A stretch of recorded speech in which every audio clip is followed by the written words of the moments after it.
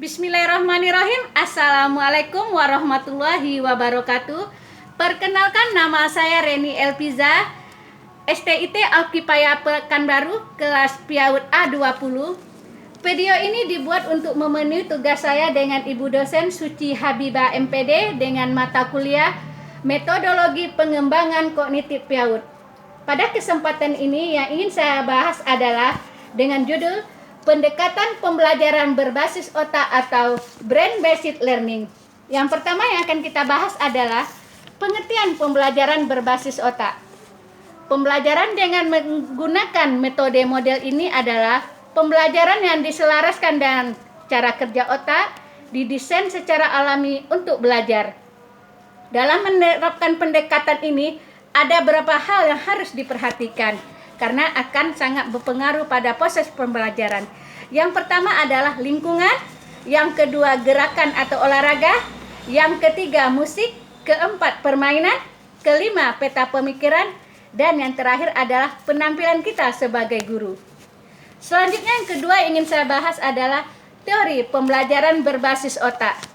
Pada tahun 1970, Paul MacLean mulai memperkenalkan konsep Turun teori yang mengacu pada proses evolusi 3 bagian otak manusia.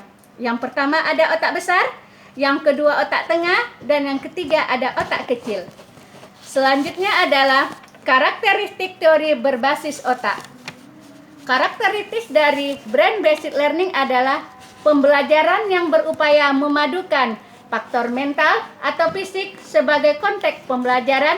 Dalam hal ini, lingkungan dan kemampuan pemikiran siswa atau potensi diri siswa harus diberlakukan sama dan memperoleh stimulan yang seimbang agar pembelajaran berhasil dengan baik.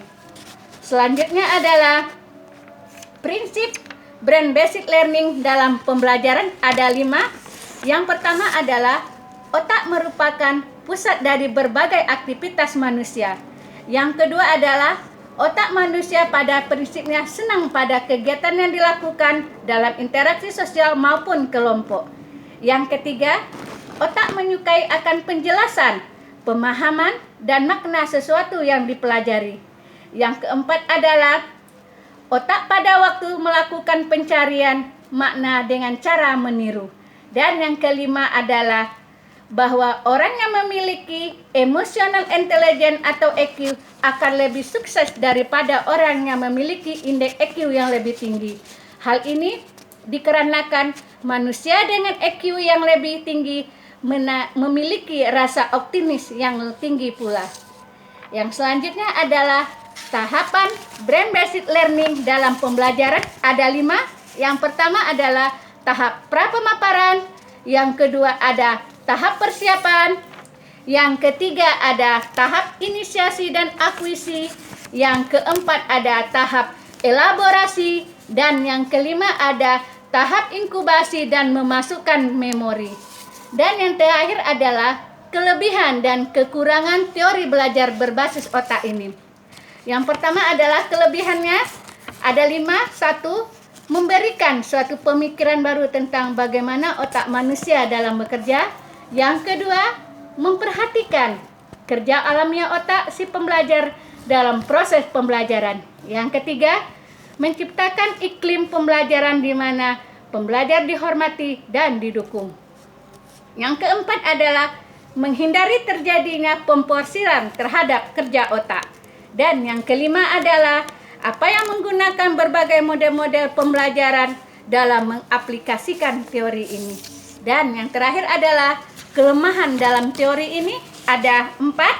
Yang pertama adalah karena tergolong masih baru di Indonesia, teori ini belum diketahui oleh tenaga pendidik di Indonesia.